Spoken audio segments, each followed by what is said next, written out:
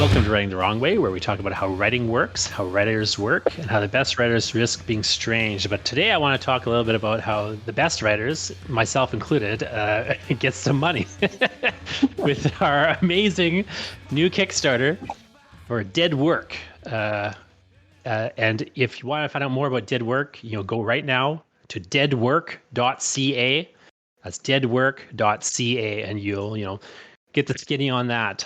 But I'm also going to invite Zach Schuster, and who's running that Kickstarter and is a comic creator involved in that project, and Lyndon Radchenka, whose fingerprints and letters are all over that project, as well as him working on it as a writer and as a member of this Did Work Collective. So, guys, thanks for talking to me. And Zach, can you dive in and just sort of talk a little bit about what Did Work is and what that Kickstarter is all about?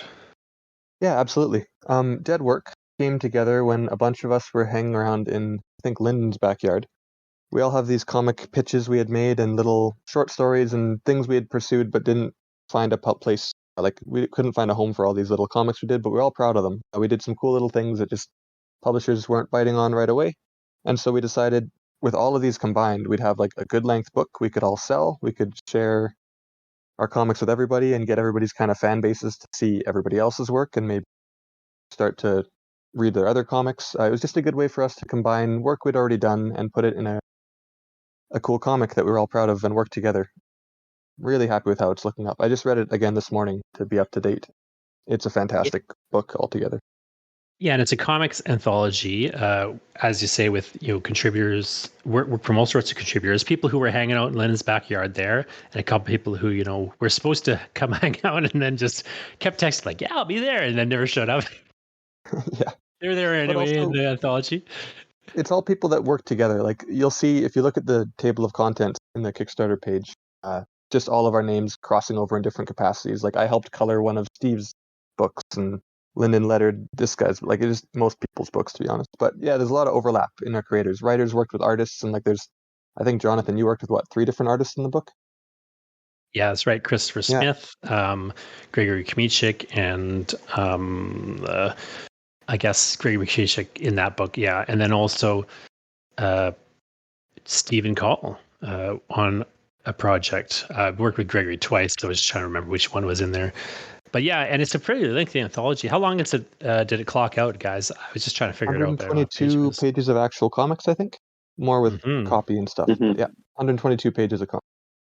And there's quite a few, short comics, and they really range from some sort of fantasy and comedy and horror, and and there's a really touching piece that Justin Curry made with Jimmy Kmichik as well. That I'm not sure what you'd kind of call that, but it kind of has a fantasy sheen, but it's more of a sort of poetic kind of meditation almost in a way. Like it really has a range to the anthology. So I'm really happy about it. But I think also, as you say, it nicely shows off like a community of people who just do things together, a lot of whom are in Winnipeg, but there's you from Calgary, there's Jordan Patrick Finn, who's from out in Ontario there. There's a lot of I think really interesting ways in which that community has blended, and it's just cool to do things together. But as you point out, so many of the things you just do to do something, it's like working with your friends in some ways. Oh, totally. But sometimes you just need to you just want to do something. You got a cool idea, or you just want to work with somebody, and you haven't had the opportunity yet, so you just kind of make the opportunity. But then what do you do with the work? Sometimes it just kind of lies around. Yeah, exactly. Jordan, Patrick, Finn, and I are talking. We've got a pitch we want to do. After seeing everybody's work, we're all like, who else can I? Like, who haven't I checked off the list? So if this goes well, I guess we'll have a whole new book of this sooner rather than later. So Zach, can you also just tell us a little bit about when people go to deadwork.ca and check out this Kickstarter, like what precisely are those Kickstarter funds for? Yeah, the Kickstarter funds we're asking for are almost entirely for printing the book and shipping it to the backers.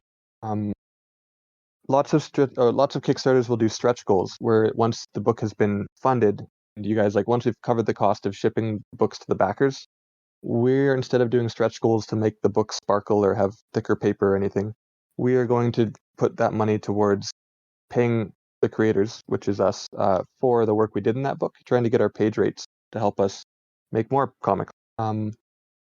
Other Kickstarters, yeah, like I said, upgrade the book in small ways, but we're already doing a pretty nice copy, and we figured that money would all just really help us make more comics. If people like this, that'll help us make the next thing too. Yeah, so it's not officially, but in some ways it's kind of unofficially. The stretch goal is to do a did work too, in a manner of speaking, right? Like just give us some money, we can do some more things together. But we've already done this, and we want to make it for you.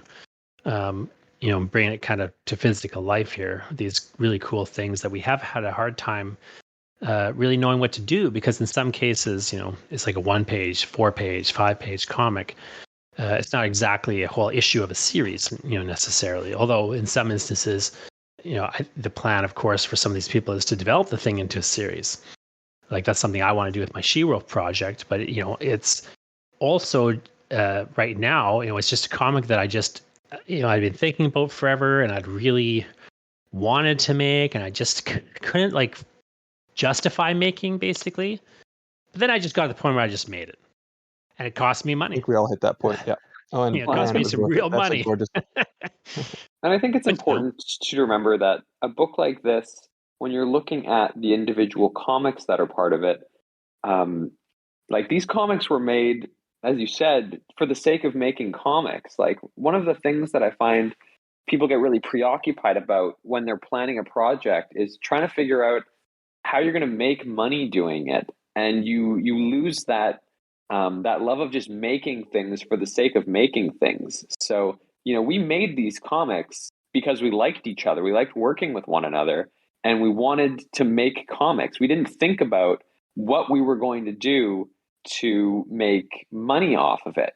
And it was only when we were finally sitting in my backyard and Zach was in town because he wanted to visit, that we started talking about how we had, it was like having a basket, a metaphorical basket in the middle of everyone. And it was like everyone's throwing their chips in. Like, what do you have? What do you have sitting around that you're not doing with right now? And what can we do with these projects? Because we all had been making things, and now we finally have enough comics that we can make a book out of them. And it's not that we're trying to skimp out on stretch goals, because we might still look at upgrading the book if we hit a certain point. But as freelance or as indie creatives, like on some level, we also really want to believe in creatives or art being paid for the art that they make, the time and the sweat equity that they put in. And so we're not asking for that money as part of the Kickstarter goal. We're asking for it on top of the Kickstarter goal, because the important thing to us was having this book finished. So the money that's going in to the project, if we're successfully funded, is to print that book. It's to have a book in our hands that we can share with people. It's a bonus if we make any page rate money off of it. But from a principle standpoint, like I think everyone can agree that creatives should get paid for the time they put into their work. Like they spend years honing their skills, and given the way the world works right now, I think everyone can appreciate the value of an artist. Well, I think the way to look at it too, like one thing we've, in a way, what we've decided to do here is ask not for the page rates, but for the print costs, as you say. But in many instances, what we've got is, you've got some instances where people have, spent their time and haven't really been compensated for it. So, it'd be great if we can, hit that goal and go past it, and there's, some stretch goal money for page rates. But in other instances, what you've got is scenarios like with She-Wolf, where like I've just spent $2,000 making She-Wolf. That's not something we're asking anyone to have me recoup. It's just a sunk cost. It's just part of my contribution to the project, in a manner of speaking.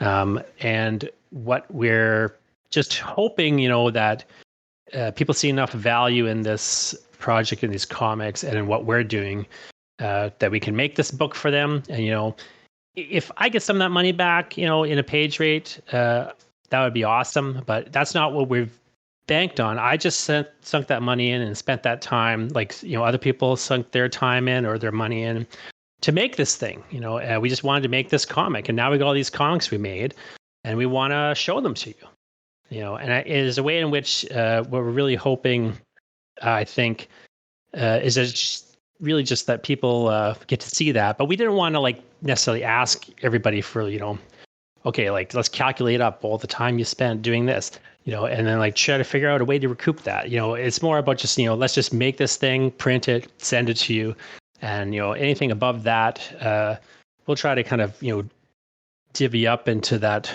pool, and kind of use as a way to kind of move forward and make more things, as opposed to try to be accountants about it. And, but like you said, that money's all unofficially just going to be used towards whatever is Dead Work 2 looks like. Pretty much. In theory. Pretty much. Just going to keep making comics. This so isn't why a don't we Get Quick scheme. Why don't we talk a little bit, Lyndon, about you're the guy who I think is in an interesting position with this book, because you've lettered almost everything in this book, right? Just over half, I think, when I just over half of them, and then in addition to that, you've also written a number of the pieces. So I'm curious to know, from your point of view, who are these people? Yourself, Jonathan Ball, GMB Kmichek, Justin Curry, who's known the world over as Chasing Artwork, Jordan Patrick Finn, Stephen Call, myself, Zach, Schuster, Christopher Smith, and Adam Petrish is editing the entire volume. And as Jonathan, you've said, I've lettered about over half the book, and I think I have 3 stories that I've written that are in the book. Maybe 4. The point of the book was that every writer and every artist had roughly the same amount of content in it where we could make that happen. But to answer your question, I mean, the group is on the very base level something that we've already talked about, which is a group of people who like to make comics and like to work together.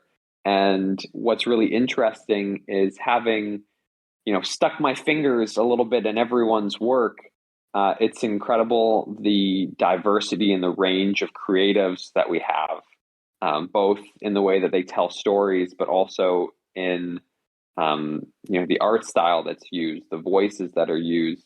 But on some level, there's this unifying sense of fun amongst all of these comics. I don't know how to describe that better, but there's when I read the Dead Work anthology, I get this sense of excitement for the medium, and I think that that's something that all of us really sort of gravitate towards, or we all seem to share when we speak to one another, is this real appreciation for the art form that is making comics. And I think that if you're going to make comics, you have to have that. But from reading the volume, it seems very apparent to me personally. The other thing I'm just kind of wondering if one of you could talk a bit more about is one of the things that people are going to be able to do if they kickstart this project is, you could of course, buy a digital or a physical copy of the book, pre-order it effectively, as your kickstarting contribution. But the other thing you'll have an option to do is, add on some existing works, by the different members of the group. So, for example, I would really recommend, Death Kanji by Jordan Patrick Finn, which is one of my favorite comics that I read the year it came out there. I was really impressed by that, and so I kind of got to know Jordan really through that book, because he had hired you, Lyndon, to letter it, and I sort of decided, that seems kind of interesting, and I had him on my show, on this show, Writing the Wrong Way, and talk to him. People can go back and check that episode with Jordan Patrick Finn out if they want, to kind of learn a bit more about that book and that project. But so he is an example, but I was just wondering if you could talk a bit more about these other examples, these other people in a bit more detail. What are some of the other people who are in this book in did work. Can you just discuss them in a bit more detail? Like maybe just one if it's between the two of you guys, if you could just maybe run down like who's in this book and what do they do for people who aren't familiar with this group like we are. Sure, Zach. Do you want to tackle this, and I'll tack on after you? Sure. Yeah, like you said, Jordan's comic is as an add-on there. Death Kanji, a lot of fun, horror, creepy, very cool little samurai comic. The one I really love there is Infinite Universe by Lyndon, which he won't talk about, I'm sure. 'Cause not as good coming from him, but it is a wonderful sci-fi comic, full of weird stuff to explore, exploring space, kind of that Interstellar, like that second act of Interstellar, where they're checking out weird, cool stuff. Illustrated by Steve, who's just he did guest work in my book Thread, like a guest illustration. I love his stuff so much. He's so fast, and he makes me jealous. So yeah, Infinite Universe is another book you can get as an add-on. There is Justin Chasing Artworks there. His book, just full of gorgeous art. He does unreal stuff. Automatic Age by Gregory too. That's a novel, not a comic, but his stuff is unreal. It's an illustrated novel, and he'll be very upset if we don't specify that. Illustrated? I didn't even know that. Well, now I'm for Prose sure novel, yeah, but it's got quite a number of illustrations that are integral to the plot in there. And why don't I have that already? Jesus. Okay. It's good. He's got actually another one coming out in that same series, but these add-ons, I want to just stress, are not additional things people are kickstarting. It's just stuff that already exists that we also have. That if anybody, if you really like Justin Curry and you want to, support him and his work and did work, you could also, pick up one of his earlier books, sort of as the idea here. Mm-hmm. And all that money goes to each creator whose book it is. Obviously, we're not. Yeah, one of the things that we wanted to do when we first started talking about this book was, as I said, we wanted a book in our hands because most of us like to go to comic shows and conventions and hand sell the things that we've made. And because of that, there's so many of us that already had things that were made. And in a year or 2 years at this point, where conventions aren't really happening, we thought it would be a good opportunity to be able to still get books out in the world to people if they were interested in them. So because Kickstarter is such a good tool to use to get out in the world on the internet and get some eyes looking at your projects, we thought it would be an excellent opportunity to get some eyes on other projects that we aren't otherwise able to sell very well right now. In a year, especially. Sorry.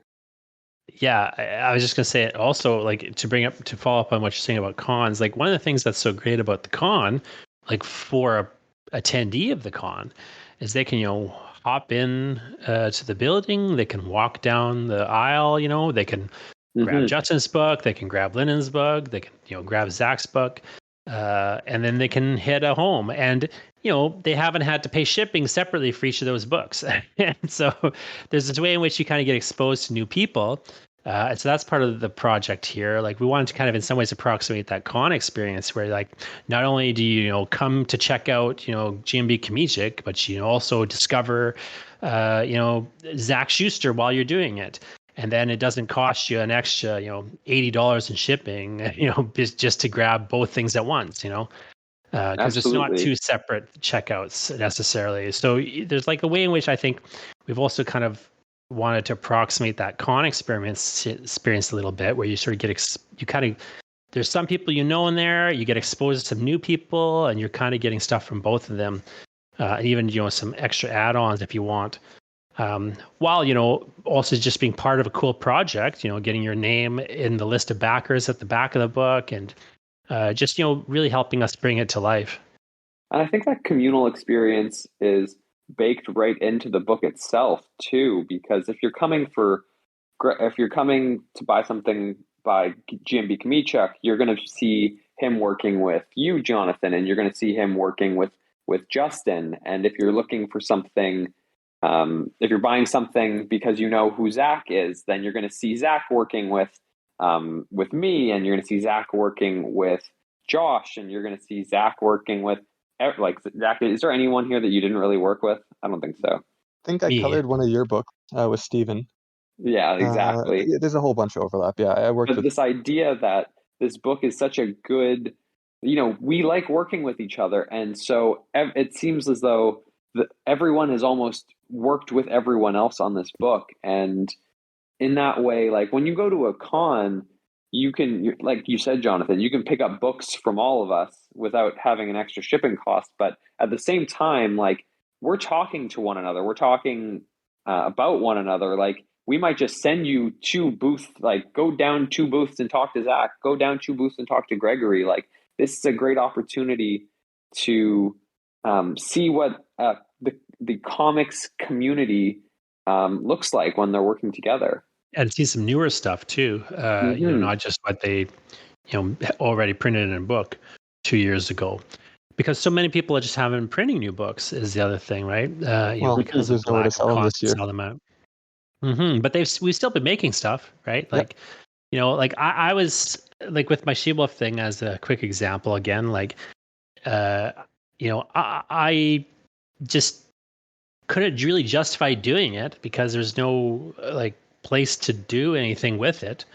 But I just did it anyway because I was so sick of sitting on my hands and not, making She-Wolf. And so, yeah, I didn't make, a 200-page comic like maybe I wanted to, but I made, a short that, really kind of introduced the character and kind of gets, me working with Gregory again. And, just kind of gets me doing something different and new. And so I just feel like so much of that is what I found really interesting about this whole process was after we kind of had decided, we're just going to, the stuff we've made recently that we haven't really got a venue for because there's no cons and whatever.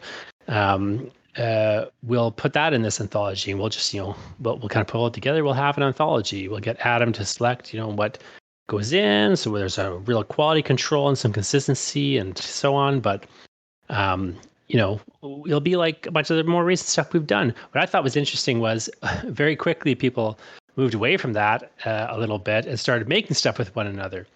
It's because they were sitting on their hand. Like these are all projects. Anything that's new in this book, it sounded as though people had been talking about doing for forever and was in some form of development. But because, as you said, because there was nowhere to take things, nothing was being finished.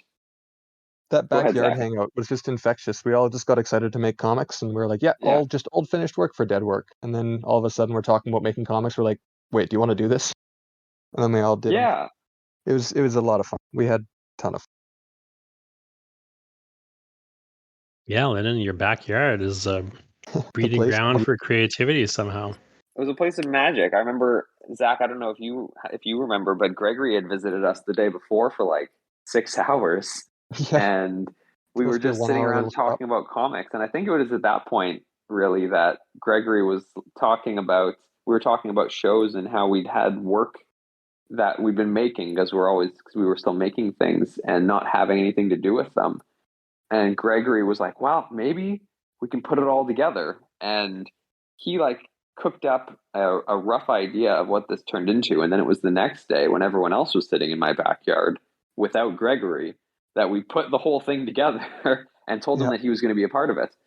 He was like, all right, okay. Well, and it was also, I remember too, like just kind of put a bit of historical context in it. We were kind of in this moment where, the case counts had really gone down and it was, relatively safe to be hanging out, although we weren't like, outside. Yeah. But we had this, everyone had this like hope on the horizon, and then all of a sudden we're like, yeah, we're going to do this and we'll do that and we'll go to the cons and then all of a sudden, then like, fast forward a little bit after that, all our dreams are crushed again. Everything's worse than ever. But we had this cool thing to kind of keep us like, oh no, but we can still do dead work, right? We can still do dead work. So it kind of became a thing that we poured a lot of extra energy into it. I really think it turned out well. I was very impressed with really, I think, the range and the quality of the stuff that, came out of it all. For sure. So Zach, tell us how this is different than your Kickstarter, because you were on this show talking about your Thread Kickstarter last year. Or from last year. Yeah. So for Kickstarter, my Thread Kickstarter I did myself without really knowing what I was doing. And it was scary, but it went well. And I'm happy I got my book printed, got some books in people's hands. And then my buddy, as a side note, Peter Jakowski, who runs very large Kickstarters, on day 2 of his Kickstarter, realized, I need help with this. Zach, you've run a Kickstarter.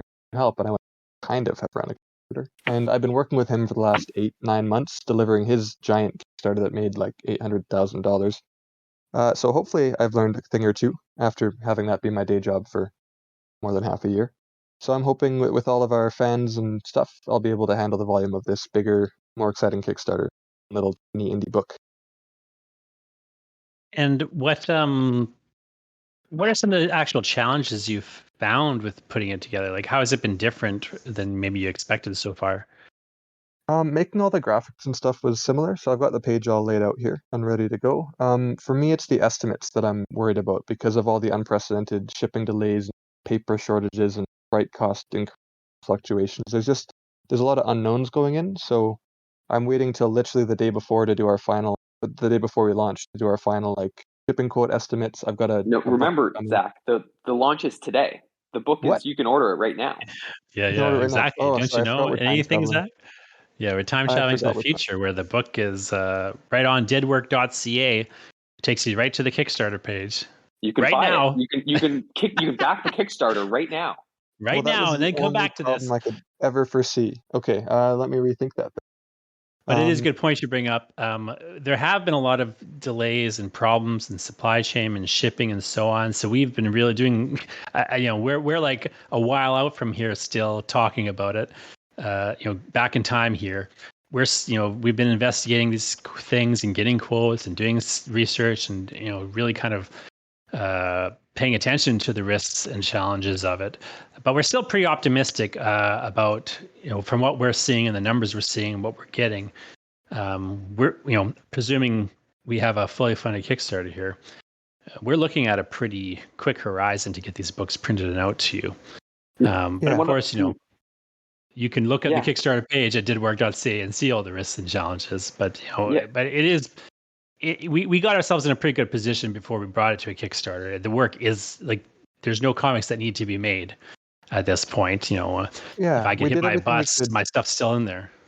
We did everything we could in advance. All the comics were finished. All the stuff was ready and laid out for print. We just wanted to navigate the shipping and handling and all the fluctuations. So we got quotes right before we launched, made sure everything was as up to date as possible so we can get these books out because we can without, hopefully, application. Yeah, I mean, I know you're the Kickstarter master now, Zach. But from whenever I look at Kickstarters, it does make me feel better to know that the book is done. Yes. So we brought this project, like it's ready to go to the printer as soon as we decide it goes to the printer. As soon as we get the money. The times I've been disappointed in my Kickstarters have been either when the project just wasn't what it promised to be, because it changed so much during the process. Like, I won't name it, but me and Lyndon have one particular Kickstarter we both were really excited about and backed. And then when the book came, it was just, it just wasn't the book we thought it'd be, No, and you could see in retrospect, like you could see like that guy had to make decisions about page size and so on because he hadn't done his quotes right. Like, you could just see it.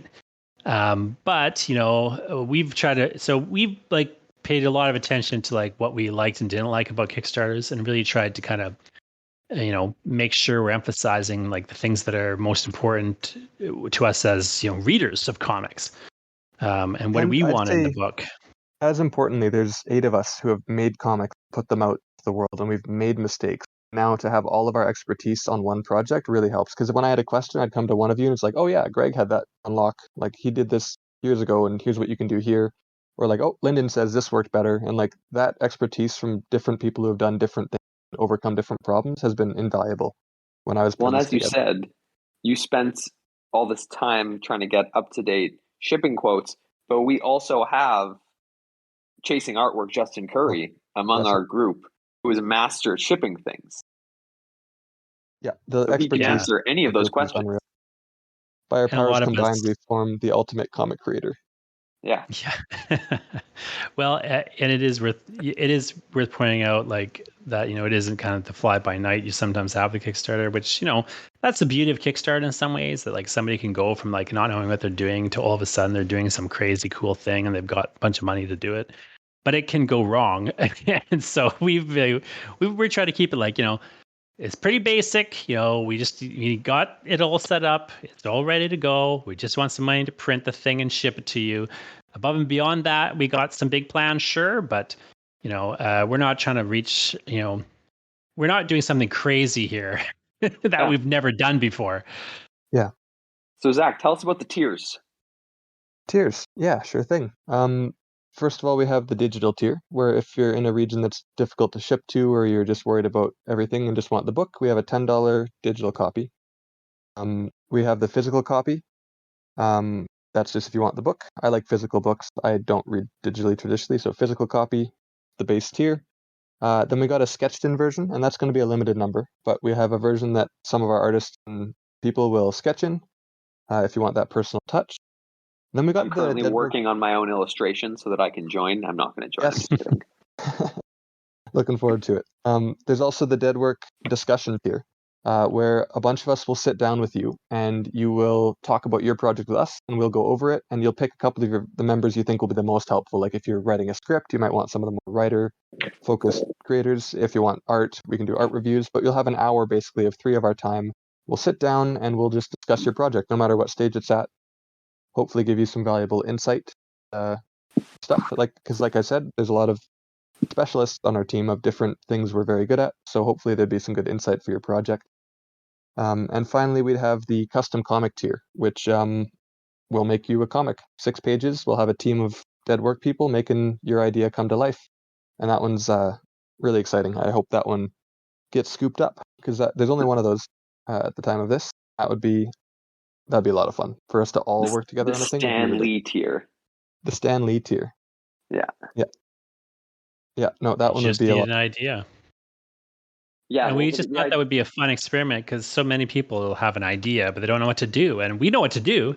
And we've got ideas, but it's fun to like just do something different, and like really kind of work with somebody who, maybe otherwise wouldn't have the opportunity to make something like this. It's a thing that we kind of maybe take for granted because we've been doing it so much. It's nice to just kind of get your exposure to somebody who, or to like get back some of that magic of just trying to doing it for the first time. Exactly. Yep. So that's all. We thought it was really important. It was really important to us to do that sort of Dead Work discussion tier, because comics is such a community. Some people just need a little help sometimes. Well, we were talking about the lack of cons, and I don't know how any of us would be where we are without the cons, because that's where we met everybody else. Got connected communities and plugged in, and this guy can letter your thing. That's invaluable, and right now nobody who's coming up in the has that. So I think that's very important. Yes, and you had said so. There's five tiers. Yes. Yeah. And that was important. We wanted to keep it to a low number of tiers.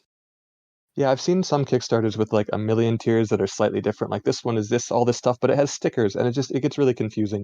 And you look at it like, I don't even know what to back. I just kind of want the book, but there's all this visual information. So we wanted to keep it nice and simple. Like, do you want a book? Yes or no?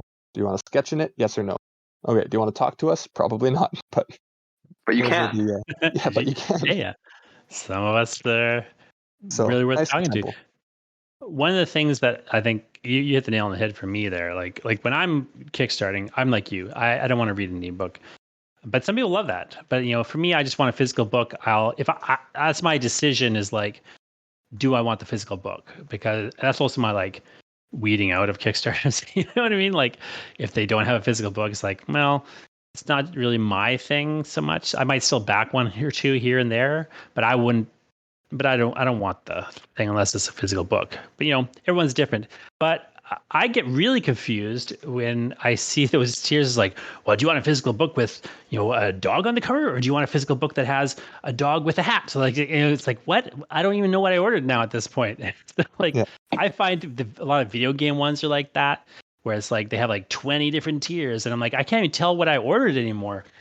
So I appreciate, just as an old man, who barely understands technology, I love how you've really taken the reins, Zach, of and streamline this thing a little bit, because one of the problems, of course, with this kind of communal project is it can get very over ambitious very fast. Yeah. And I think we've done a good job, largely, I think, because you've kind of been there to just remind people a little bit, okay, but remember this. And kind of keep the reins, keep a handle on things and make sure that it's organized, I just like and that we are going to be really fulfilling quickly and so on. Yes, exactly. We just want the book into people's hands, and that's the whole point, and anything else is gravy. And that's been a good kind of way to think of this whole project, I think. We want you to have our book. Please take our book. I think that's a great place to kind of sentiment to end it on. Again, please, people, go check out deadwork.ca, where it'll take you right to the Kickstarter page, and consider kickstarting the book and sharing it with like-minded individuals. And again, depending on when you're listening to it, maybe depends on when you do what exactly, but this Kickstarter goes live on February the 2nd, 2022, and it ends when, Zach? March 3rd. 1 month March later. 3rd. So if you're listening to this in 2022, from February 2nd to March 3rd, please go to deadwork.ca and check it out. And if, for some reason you're in the far future listening to this, I'm sure that if you go to deadwork.ca, it'll take you, to the page where you can get the fully funded, already printed book. If there's some alternate universe where it's not funded, it's going to be funded. It will take you to a different universe where it has been funded. So deadwork.ca is your place for all Deadwork needs. Thanks for the two of you for coming here and talking. Thank you for having us, Jonathan. Always a pleasure. It was a ton of fun. Keep writing the wrong way.